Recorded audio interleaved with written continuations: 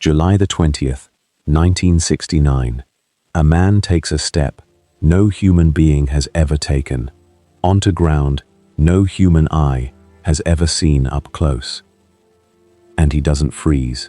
He doesn't hesitate the way you'd expect someone to hesitate, standing on a world that owes him nothing, that has never once been kind to anything that breathes. He moves like he's done this before. He hadn't been to the moon before. Obviously, nobody had. But here's the part of this story that nobody tells you, and once you hear it, you will never watch the footage of Apollo 11 the same way again. 2 years before that footstep. Not Florida, not a hangar in Houston, not a mock-up lunar module on a soundstage. Here, a plain of black volcanic ash in the north of Iceland, so empty of anything alive that the men standing on it said the silence had a weight to it. No birds, no insects, not even the smell of soil, because there is no soil, just ash and stone and a wind that never fully stops. One of the astronauts who stood here later admitted something most of them wouldn't say out loud. It scared him a little, not the danger, the emptiness. He said it was the first time on Earth that Earth had stopped feeling like home. Want you to actually sit with that for a second, because I think we've all heard NASA trained in Iceland as a fun fact, a line in a pub quiz, a tweet with 1,000 likes and zero context. That framing does this story a disservice. This wasn't tourism with a clipboard. This was a rehearsal for fear. Because somewhere on the other side of a mission, 6 days from home, with a service module that could kill them in 100 different ways, standing on ground no living thing had ever touched, these men were going to have to look down, read the rock under their boots, and know, instantly, without a manual, whether what they were looking at mattered. You don't learn that from a photograph. You learn it the way every human being has ever learned anything that matters, with your body, in the cold, doing it badly first. Most of the 12 men who eventually walked on the moon stood on this exact kind of ground, in this exact country, before they ever left Earth's atmosphere. Not similar terrain, not a metaphor for a textbook. NASA searched the entire planet for the next best thing to another world, and the answer it came back with was a fishing nation in the North Atlantic that most people still can't find on a map. There's a monument to it now, outside a small museum in a town called Húsavík, names carved into stone, men who stood on this ash years before any rocket ever left the ground for them. And here's what's actually strange, if you let yourself sit with it instead of moving past it. If the closest thing to the moon on the entire surface of this planet is one small island that most of the world has never thought twice about, what else has this place been hiding? Because I need to tell you something, honestly, before we go any further. The moon story is the reason you clicked. It is not the reason you're going to stay. Somewhere in the hour ahead, there's a valley where you can stand with one foot on a different continent than the other and watch the ground widen, year by year, beneath you. There's a 1,000-year-old outdoor government and a single man's decision under a cloak that may have stopped a civil war before it started. There's a glacier that is, quite literally, burning from underneath. There's a region so remote that some of its towns still vanish from the map every winter, and a single night in 1947 when ordinary farmers did something that should not have been survivable. And there's a story Icelanders told for 900 years that the rest of the world dismissed as folklore until someone found the proof, buried in the dirt, in Canada. I went into this research thinking I was making a video about a pretty country with good marketing.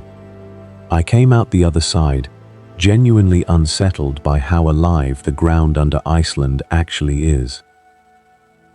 This is Iceland, not the postcard, and the real one starts exactly the way the country itself did. Here's a sentence that sounds like nonsense until you understand it. Iceland is not finished being made. Most places you'll ever visit are old in the way that history is old, built on ground that finished forming millions, sometimes billions of years before the first human ever stood on it. Iceland is young, stupidly young, geologically speaking, a newborn by planetary standards, and one that is still, right now, while you watch this, in the process of being built. To understand why, you have to understand something uncomfortable about the ground you're standing on right now, wherever you are. It isn't one piece. The surface of this planet is broken into enormous slabs, plates, and they are drifting, slowly, constantly, at roughly the speed your fingernails grow. You will never feel it happen, but it never stops happening. Two of those plates, North American, Eurasian, are pulling apart from each other directly beneath the middle of the Atlantic Ocean. Almost everywhere on Earth, that wound in the planet's surface is buried under 3 kilometers of black water. Hidden, safe, something you'd need a submarine and a research grant to ever lay eyes on. Except in one place. Iceland sits squarely on top of that boundary, and somehow, almost as if the planet wanted you to see this, the seam between 2 continents rises clean out of the ocean and becomes solid ground. You can walk on it. This is Þingvellir. Don't mistake what you're looking at for a canyon, something a river carved patiently over time.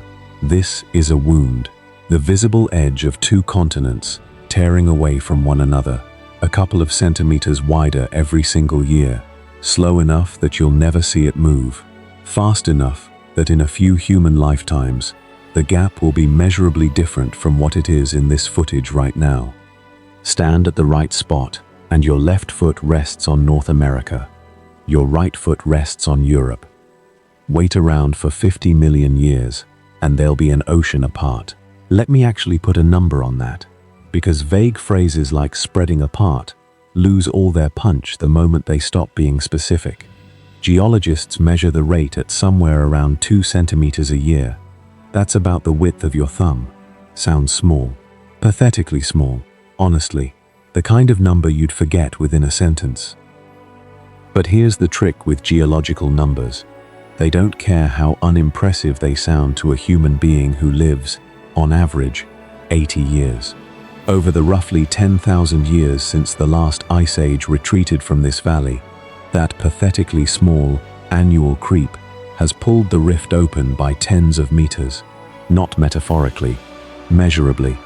You can see it in satellite surveys, in GPS stations bolted into the bedrock on either side of the valley, quietly logging their own separation, year after year, like 2 people drifting apart in a marriage neither one of them noticed was ending. If you want to feel that in your body, instead of just understanding it as a fact, there's a place called Silfra, a narrow underwater crack in the earth, filled with glacial water so clear that the divers who go in say it stops feeling like swimming entirely. They say it feels closer to falling, slowly, through glass. Here's the part of the Silfra story most footage skips entirely, because it's less photogenic than the color of the water, but it's the part that actually explains the color of the water. This fissure didn't exist in its current form until 1789, when a series of earthquakes along this same tectonic boundary tore the ground open enough to crack into an underground aquifer. That aquifer is fed by meltwater from Vatnajökull, Iceland's second largest glacier, roughly 50 kilometers north of here. And before that meltwater ever reaches the surface as the impossibly clear water you see divers floating through, it's spent, and I want you to actually register this number, somewhere between 30 and 100 years, being filtered through porous volcanic rock underground. Decades, an entire human adolescence and adulthood, just for one molecule of water to travel 50 kilometers through stone. That's why visibility here can stretch past 100 meters, among the clearest water found anywhere on the planet. I've gone through a lot of underwater footage researching this video, and Silfra still doesn't look real to me. It looks like someone removed the water from the shot in post-production and forgot to mention it, and the entire time you're suspended in it, you are floating between 2 continental plates. not as a metaphor. Literally. Most of us only ever encounter the structure of our planet on paper, flat, abstract, drawn by cartographers centuries after the fact, stripped of anything that could make you feel small in front of it. Iceland refuses to let you have that distance. It shows you the machinery directly. No metaphor required, no imagination needed, just you and a gap in the earth, widening in real time. But here's the part of this story that I think actually matters more than the geology, and it's the part almost nobody talks about. 1,000 years ago, people stood in this exact valley with absolutely no understanding of why the ground behaved the way it did. No satellites, no seismographs, no tectonic theory. That wouldn't exist as a scientific idea for another 900 years. All they knew, with total certainty, was this: the ground moved here. The ground cracked here. Nothing about this place had ever stayed still for very long, and nothing about it ever would. And instead of finding somewhere safer, they built their government right here, in the single most unstable valley on the entire island.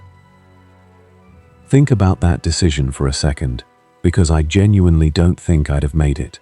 If you'd offered me 1,000 acres of flat, boring, reliable farmland on one side, and this tearing, cracking rift valley on the other, and asked me to choose where to build the most important institution in my country's history, I would not have picked the rift.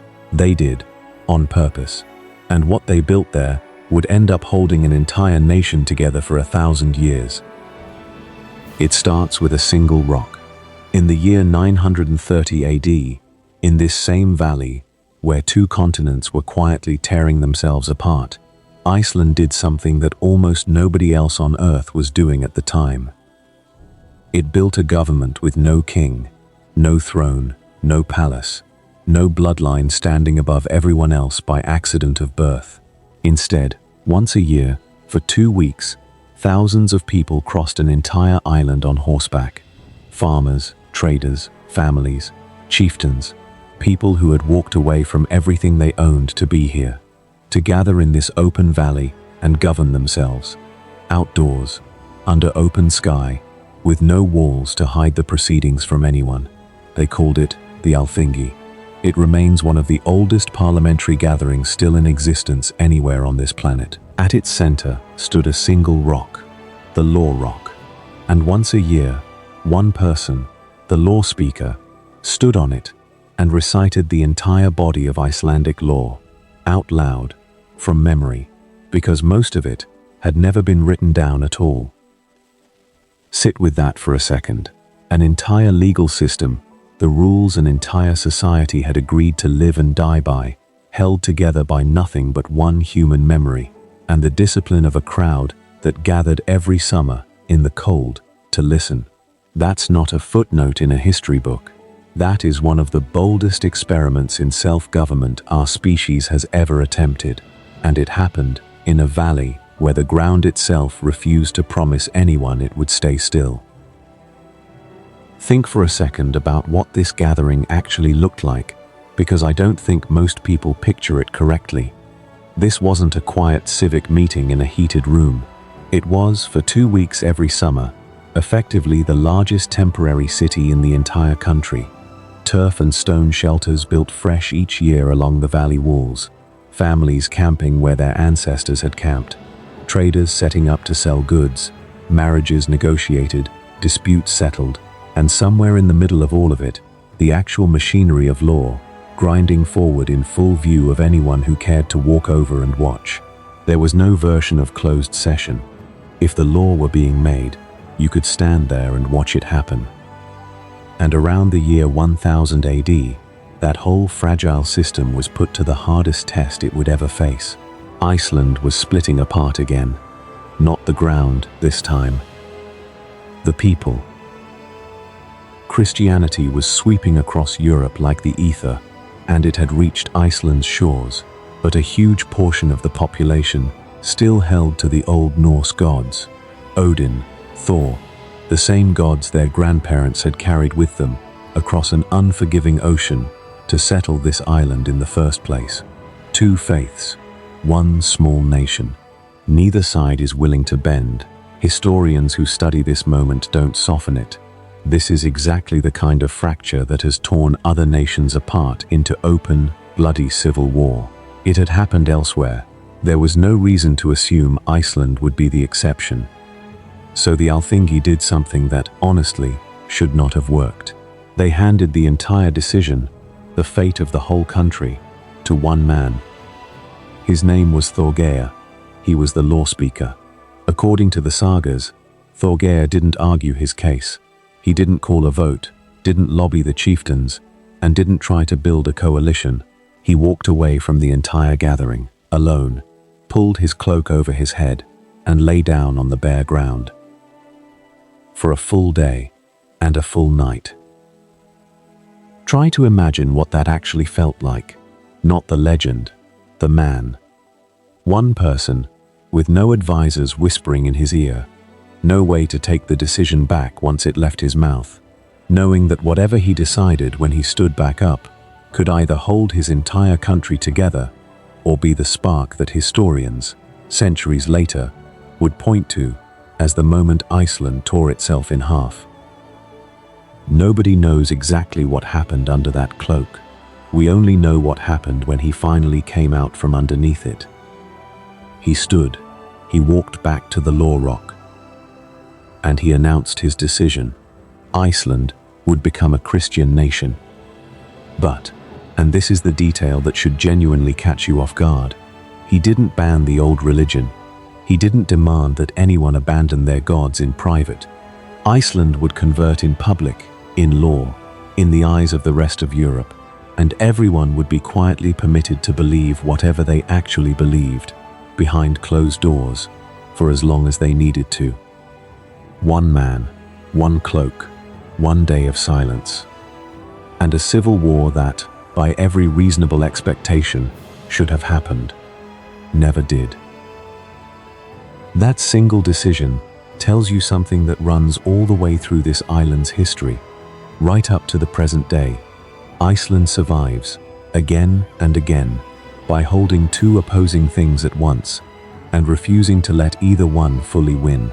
Fire and ice, old gods and new, a government built with no king, in one valley on the island, guaranteed never to stay still.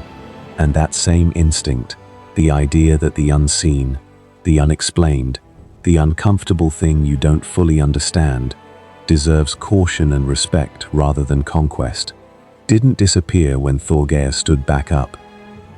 It just changed shape, because to this day, there are roads in Iceland that curve for no engineering reason any city planner could ever defend out loud. Roads built around something that has no place in a physics textbook.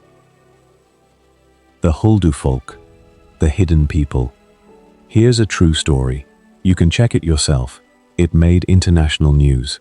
In 2014, a major road construction project near a town called Artemis ground to a halt for months.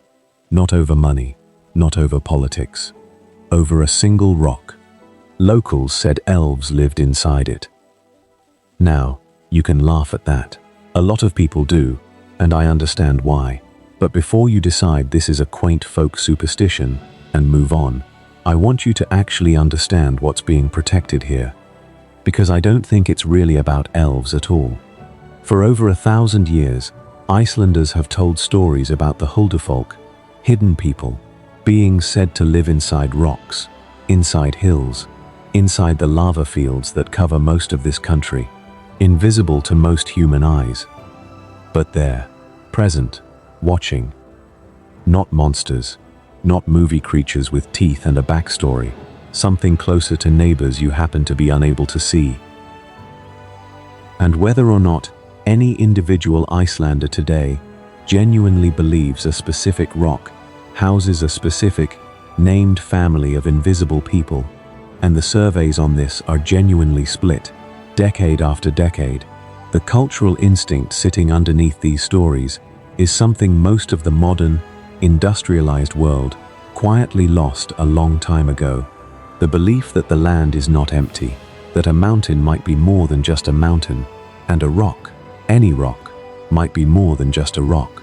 In a country where the ground has demonstrated, over and over, across 1,000 years of recorded history, that it absolutely has its own agenda, that kind of caution starts looking less like superstition and more like an inherited survival instinct, and it shows up in very real, very physical ways. Road planners in Iceland have rerouted construction, more than once, around specific boulders, after local objection, not always because anyone in the planning office personally believes in hidden people, but because ignoring centuries of accumulated local memory about one particular rock felt like a risk nobody wanted to be responsible for taking. I'll be honest with you, the first time I read about a highway being physically bent around a single rock because of elf folklore, I assumed it was a story exaggerated for tourists. It isn't. It keeps happening, decades apart, in different towns, around different rocks. At some point, that stops being a quirky anecdote. It starts being a genuine, load-bearing cultural value, a pause button, baked into how roads get built, that asks one simple question before the machinery moves in. Are we completely sure this is just a rock? And it's worth pausing on why a belief like this would survive this long, in a country that also produces some of the most literate, most highly educated, and most technologically connected people on the planet. Iceland has one of the highest literacy rates in the world. Most households read more books per capita than almost anywhere else on Earth. This isn't a story about an isolated population that never modernized. It's a story about a population that modernized completely, and still, generation after generation, chose to keep a door open for the idea that the land deserves a kind of respect that can't be fully explained by geology alone. And the clearest, most violent proof that Icelanders might be right to stay humble in front of this landscape isn't a story about elves at all. It's what's happening, right now, underneath the ice. Quick question, and I want you to actually answer it in your head before I go on. What do you picture when somebody says the word glacier? Stillness, probably. Silence. Something impossibly old, impossibly slow, frozen in place for 10,000 years, and likely to stay that way for 10,000 more. Honestly, that's exactly what I pictured before I started digging into this for the video. Now forget all of that completely, because in Iceland, glaciers don't just sit there. Some of them are sitting directly on top of active, living volcanoes, and every so often, the fire wins. This is Vatnajökull, the single largest glacier in Europe, an ice sheet so massive it blankets nearly 8% of Iceland's entire land area, and underneath it, volcanic systems capable of rewriting the map in a matter of hours, not centuries. Here's how it actually happens, and I want you to picture this in real time, not as an abstract process. A volcano erupts beneath hundreds of meters of solid ice. The heat doesn't gently melt its way to the surface. It melts upward, violently, turning a solid glacier into a growing underground lake of trapped meltwater, sealed beneath a roof of ice that has no idea what's coming. Pressure builds and builds until that roof of ice simply cannot hold any longer. And then, all at once, it lets go. Icelanders have a word for what happens next: Jökulhlaup, a glacial flood. That word is doing an enormous amount of quiet work, because what it actually describes is genuinely terrifying. A wall of meltwater, shattered ice, and volcanic debris exploding outward from beneath a glacier, capable of carving entirely new valleys, destroying bridges that took years to build, and rewriting roads, sometimes in under an hour. Most countries spend a decade in planning meetings before they reroute a single highway. Iceland sometimes does it overnight, because a glacier simply decided it was finished holding the pressure back. And this is not ancient history. In 2014, the Bæðarbunga volcanic system, buried beneath Vatnajökull's ice, began erupting. For months, the ground shook with near-continuous earthquakes. Lava broke through the surface and spread across the landscape at a site called Huldufólk, eventually forming one of the largest lava fields created anywhere on Earth within living memory. This wasn't a one-time event from Iceland's distant past, surfacing in this video as a historical curiosity. It's a preview. It's what this island still does, on a schedule nobody can fully predict, today. And there's a quiet, strange postscript to that eruption that I think belongs in this story. A year later, in 2015, some of the very astronauts who had trained on Iceland's volcanic terrain decades earlier came back, older men by then, walking across the still warm rock of that fresh Huldufólk lava field. One of them, a geologist who actually did walk on the moon, looked out across that smoking, newly formed ground and said something that I don't think you can fully appreciate unless you understand what he was comparing it to. He said it felt like walking on the moon a second time. Not a similar feeling, the same feeling. Decades apart, on two different worlds, and the geology closed the loop for him without anyone planning it that way. And here's the detail that genuinely concerns the scientists studying this, the ones who don't usually let themselves sound concerned on camera. For thousands of years, these glaciers have acted like a lid. Their sheer physical weight has been pressing down on the magma systems underneath them, suppressing eruptions that might otherwise have happened more freely. As global temperatures rise and the ice begins retreating, researchers are now actively studying whether removing that weight could make Iceland's volcanoes more active, not less. Take the lid away, and nobody is entirely certain what happens to what's been simmering underneath it.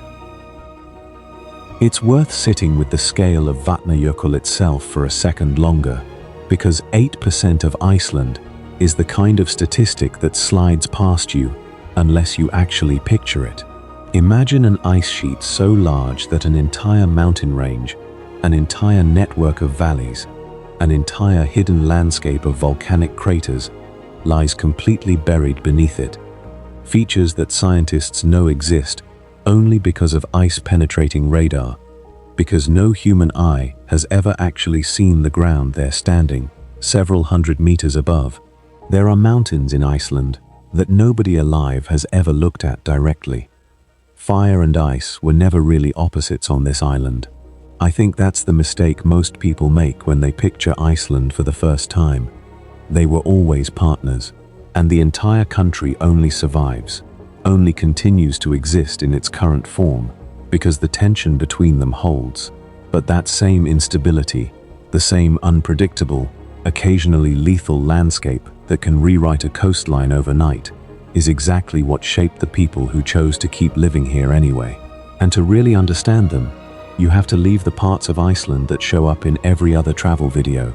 You have to go to the edge of the map, to the part of this country where almost nobody else points a camera. If you've seen pictures of Iceland, the waterfalls, the geothermal pools, that famous blue lagoon everyone's seen 100 times, you've seen maybe 20% of this country. There's another Iceland, quieter, harder to reach, and almost nobody outside the country has ever heard its name spoken out loud. The Westfjords, a region in the far northwest where mountains don't slope gently toward the sea, they drop into it, vertically, like the land simply gave up trying to negotiate. Fjords cut so deep into the terrain that some communities here are still effectively sealed off from the rest of the country every single winter. The population has been shrinking for decades, quietly, because life out here has never once been easy, and easier lives exist elsewhere.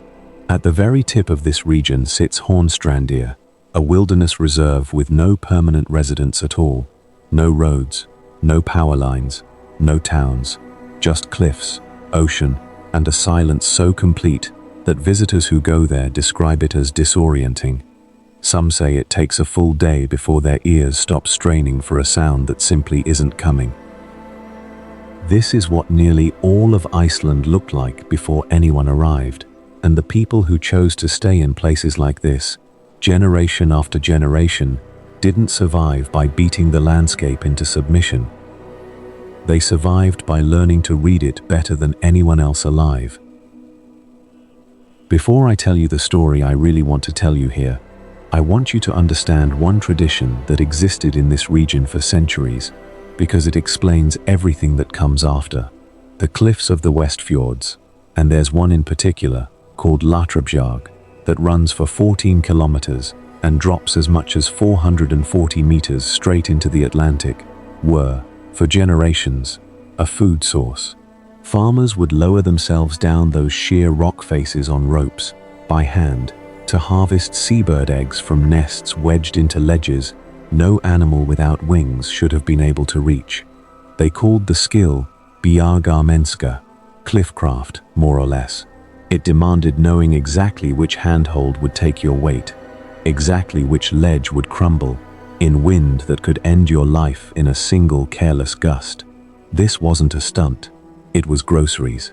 It was something ordinary men did, calmly, as part of feeding their families.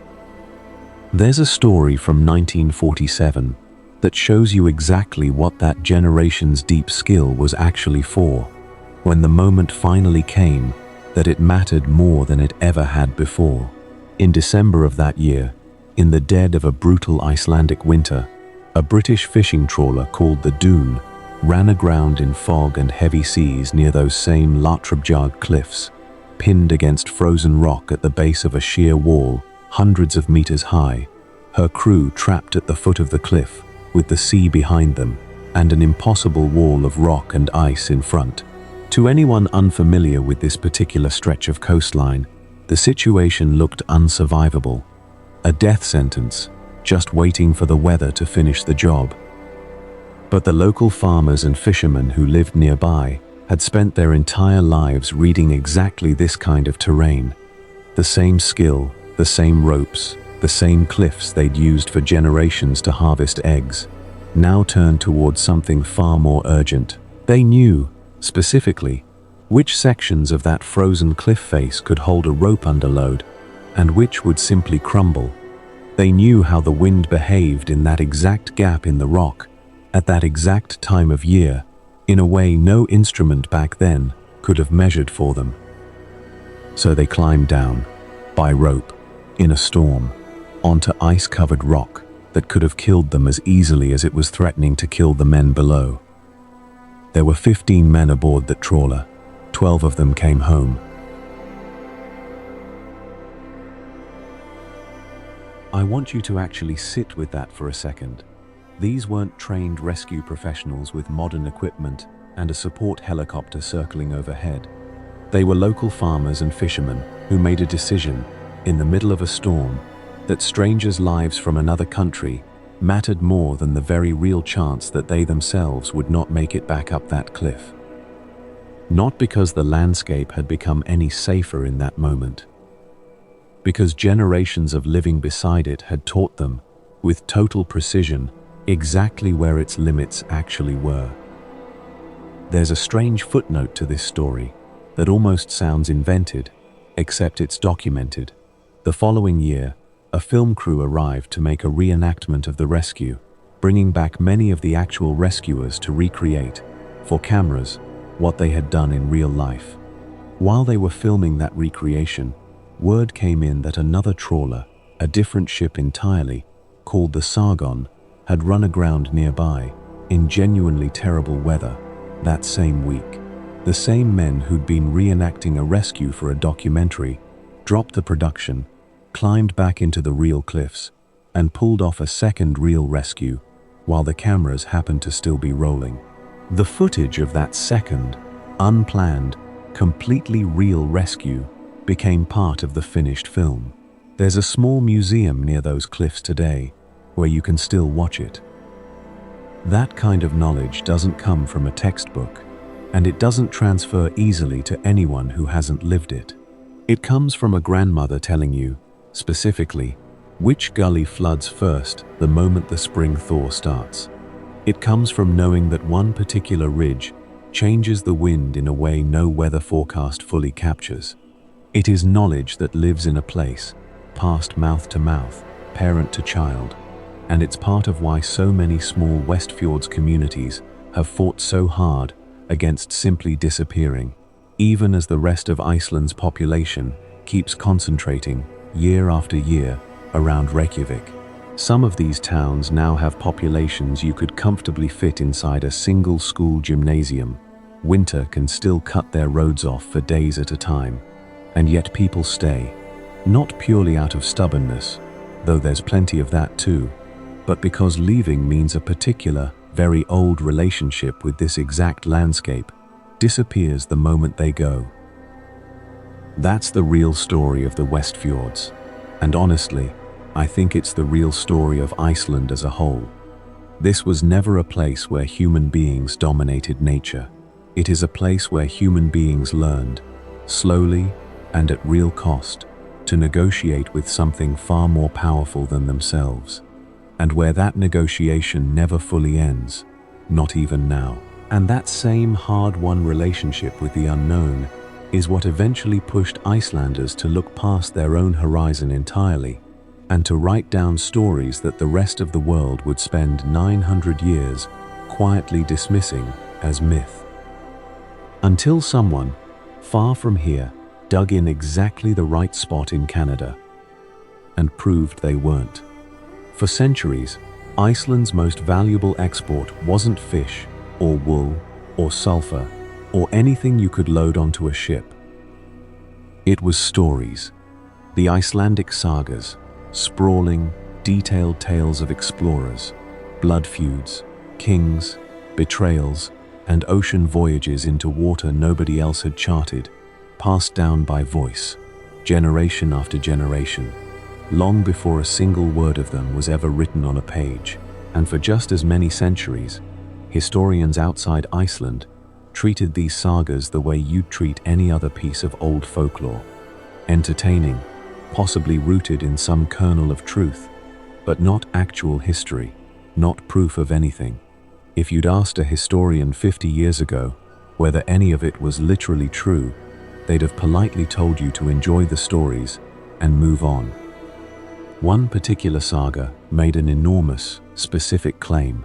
It said that around the year 1000 AD, a Norse explorer named Leif Erikson, sailing out from Greenland, following the exact seafaring tradition that had originally settled Iceland generations earlier, reached land far to the west.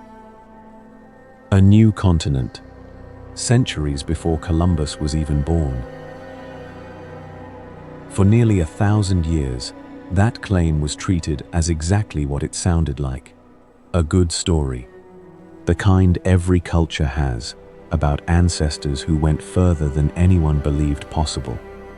Then, in 1960, archaeologists working on the northern tip of Newfoundland, Canada, found something that stopped that easy dismissal cold. A place called L'Anse aux Meadows, buried beneath centuries of soil, the remains of timber-framed buildings, iron-working tools, construction techniques that matched one culture and one culture only. Norse settlers, the same people who had built Iceland, the same people who had built Greenland. The sagas weren't just stories after all.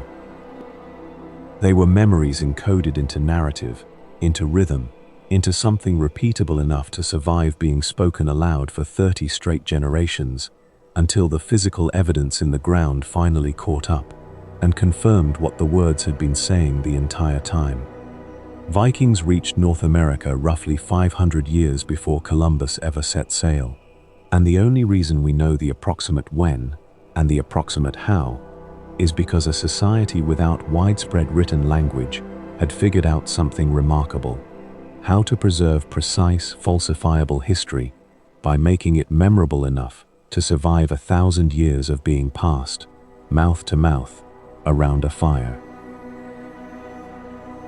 What's genuinely strange, the more you sit with this, is how much courage that voyage actually required, and how little credit it tends to get next to Columbus, who at least had the comfort of believing, wrongly, that he knew roughly what he was looking for.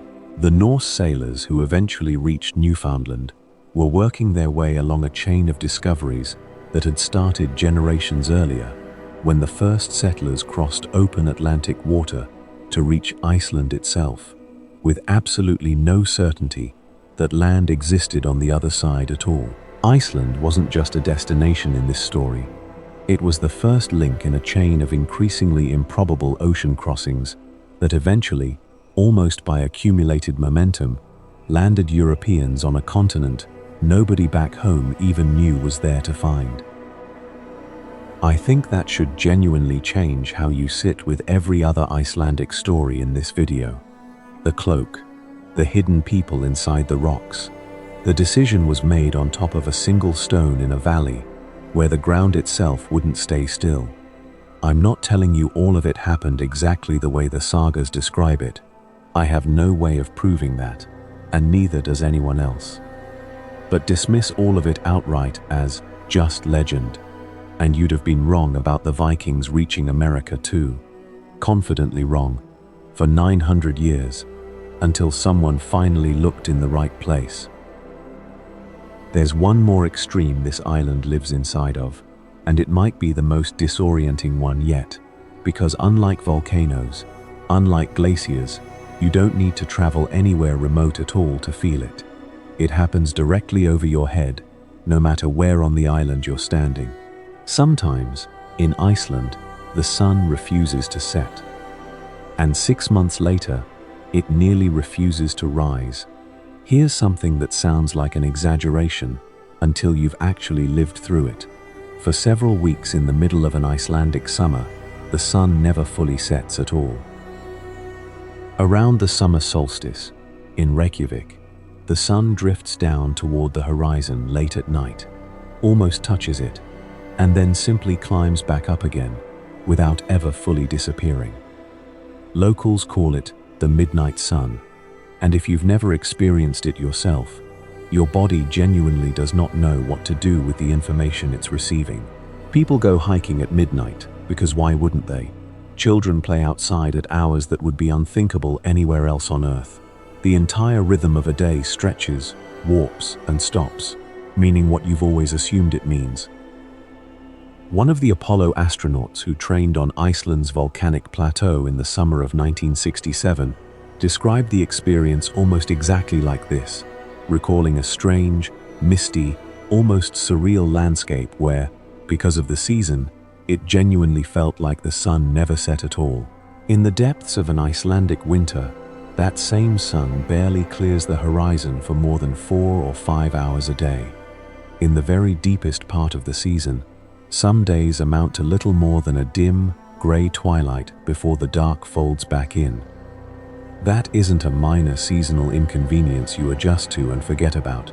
That is an entire culture that has had to build its psychology, its architecture, its festivals, even its food traditions, around two completely opposite, almost contradictory versions of daylight, 6 months apart, every single year, without exception, forever. It's why so much of Icelandic social life clusters indoors in winter, around warmth, light, and each other, and spills almost violently outdoors the moment summer arrives, as if the entire country is making up for 6 months of darkness in 6 months of constant motion. It's part of why hot springs and geothermal pools became less of a tourist novelty and more of an actual social institution here. Heated water, outdoors, under either an endless sun or an endless night, depending entirely on the month. It's one more way this island refuses to let anything settle into a single, stable, predictable state. Even the sun here can't seem to make up its mind. And maybe that restlessness is exactly why, decades after the first Apollo astronauts came here looking for a convincing fake moon, scientists never actually stopped coming back. Let's go back to where we started. In 1965, and again in 1967, NASA quietly sent groups of astronauts to a barren volcanic plateau in northern Iceland called Askja. Black sand, no trees, no grass, practically no evidence that 10,000 years of life on Earth had ever happened there at all. David Scott, one of the astronauts who trained in this region and who would later command Apollo 15, described the place afterward almost exactly the way you'd describe the moon itself. No trees, no grass, and no birds. Just rock and silence, and nothing to break either one. He called it perfect. That phrasing is not a coincidence. That is the entire point of why NASA chose this island in the first place. Let's actually walk through why, because the reason is more interesting than "it looks like the moon." NASA's geology training program began with classroom lectures, mineralogy, petrology, the basic vocabulary of rock, and by most accounts, the early sessions were, by the astronauts' own admission, a struggle to stay awake through. Test pilots, trained for split-second mechanical decisions, sit through slide after slide of igneous rock classification. It wasn't until they were taken out into actual volcanic terrain, first in Arizona and Hawaii, and then, for 2 pivotal expeditions, in Iceland, that the subject actually came alive for them. The first trip, in July of 1965, brought a group of astronauts deep into Iceland's highlands to study lava fields, volcanic cones, and fissures around Lake Mývatn. 2 years later, in July of 1967, a second and larger group went even further into the island's remote interior, to the Áskrja caldera itself, a vast volcanic depression scarred by a massive 19th century eruption with a smaller crater inside it called Viti, meaning hell, filled with a vivid turquoise lake that looked like nothing else on Earth. Because reaching another world was never purely a problem of rocket fuel and orbital mechanics, it was also, just as urgently, a problem of human perception. You cannot teach someone to recognize a volcanic crater, a lava tube, or an impact structure by handing them a stack of photographs and hoping it sticks. You have to put their actual boots on terrain that behaves the same way the real thing will, so that when they finally see it for real, 250,000 miles from anyone who could help them, with their lives riding on getting the read correct, it doesn't feel foreign. It feels familiar, even though nothing about it should. Long pale. And here's a detail that genuinely surprised me when I dug into it. This wasn't a small, quiet program tucked into a corner of NASA's budget. Across both expeditions, dozens of astronauts made the trip, guided by geologists from the United States Geological Survey, working alongside scientists from the University of Iceland. By most counts, 9 of the 12 men who would eventually walk on the moon had trained on this exact terrain at some point before they ever left Earth's atmosphere. Not similar terrain elsewhere. This terrain, these plateaus, this specific black volcanic sand.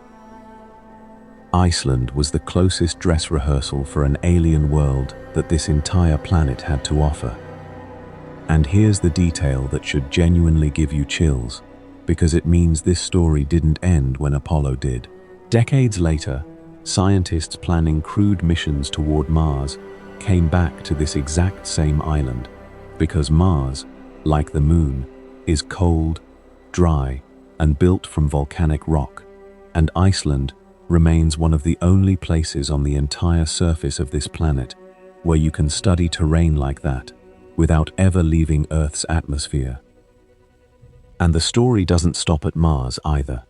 As recently as 2024, a new generation of astronauts, the crew assigned to NASA's Artemis 2 mission, the first crewed flight planned to loop around the moon since the Apollo era, came back to Iceland to train in exactly the same kind of terrain their predecessors had walked nearly 60 years earlier.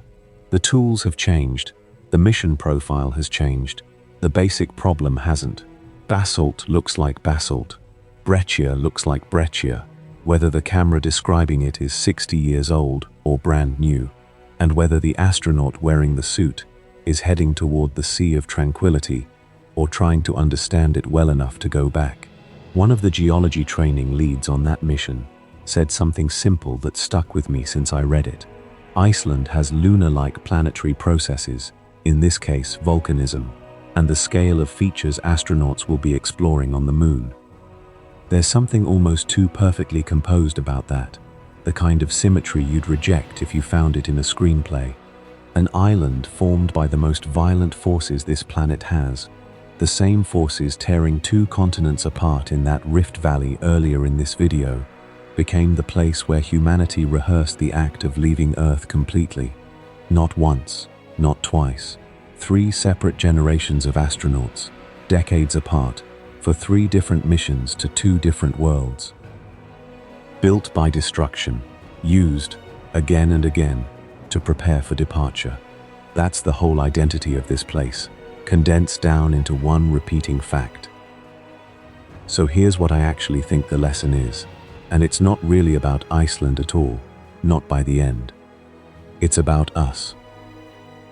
We spend an enormous amount of imagination, time, and money picturing what alien worlds might look like: cold, barren, volcanic, hostile to anything that breathes, without ever quite registering that our own planet was keeping a near-perfect rehearsal space in reserve the entire time, in plain sight, for anyone willing to look.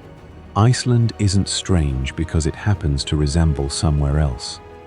It's strange because it forces you to notice how strange Earth already is, the moment you actually stop and look at it closely. Most places on this planet tell you about the past. Old buildings, old wars, old civilizations, frozen permanently in the exact moment they ended. Iceland is a rare place that's still mid-sentence. The rift at Þingvellir is measurably wider this year than it was last year. The volcanoes underneath Vatnajökull are still active, still fully capable of reshaping a coastline in a single afternoon, with no warning anyone could reasonably expect. Even the laws that began at one rock, recited from a single man's memory, evolved into one of the oldest continuously running governments on Earth, and it is all still operating, right now, while you watch this. And maybe that's worth one last reframe before we close this out, because I think it's easy, by this point in the video, to start treating Iceland as a kind of curiosity cabinet, a list of unusual facts you collect like souvenirs, a rift you can stand in, a government with no king, elves in the road planning, a cloak, a glacier on fire. That's not quite what I want you to walk away with. What I actually want you to walk away with is this: every single one of those facts comes from the exact same root cause, an island sitting on top of a wound in the planet's surface that has never once finished healing. The geology produced the volcanoes produced the glaciers that sit on top of them. The unpredictability of all of it produced a culture that learned, over 1,000 years, to live cautiously and respectfully alongside forces it couldn't fully control or explain, which produced the Sagas, the hidden people, the government built deliberately on unstable ground, the farmers who knew exactly how far a rope could be trusted in a storm. None of these are separate stories that happen to share a postcode. They're the same story, told 11 different ways, by the same 800,000 people who decided, against every reasonable argument for leaving, to keep living here anyway. This island has lived inside contradiction for its entire existence, and somehow, against every reasonable expectation, never once collapsed under the weight of it. Fire, directly underneath ice. Old gods were tolerated quietly inside a Christian nation. A government built with no king at all, in the single most unstable valley its people could possibly have chosen. And maybe that's the actual reason this story has managed to hold your attention for the better part of an hour. Not the waterfalls, not the northern lights everyone's already seen 100 times, but the quiet, growing sense that you're looking at a planet that is still actively deciding what it wants to become. If I'm honest with you, that's exactly the reason I kept digging on this one, long after I genuinely thought I had enough material for a video. Every single time I believed I'd found the strangest fact about this island, there was another one sitting directly underneath it, waiting. Before astronauts ever left this planet to understand the moon, they had to come here first, to understand their own planet a little better than they had before. Maybe that's the real order of operations, the one nobody tells you about. Maybe you don't actually get to leave a world you've never once looked at closely. So, before this video, what did you genuinely think Iceland was? A frozen postcard, a backdrop for the northern lights, somewhere you'd visit once, photograph, and file away? Or did some quiet part of you already suspect there was an entire world hiding underneath it? Because this island's strangest secret started in a rift valley that most people on Earth have never even heard the name of, and somehow, more than 1,000 years later, it's still reaching every corner of this planet. Some places show you where the world has been. This one shows you where it's still going.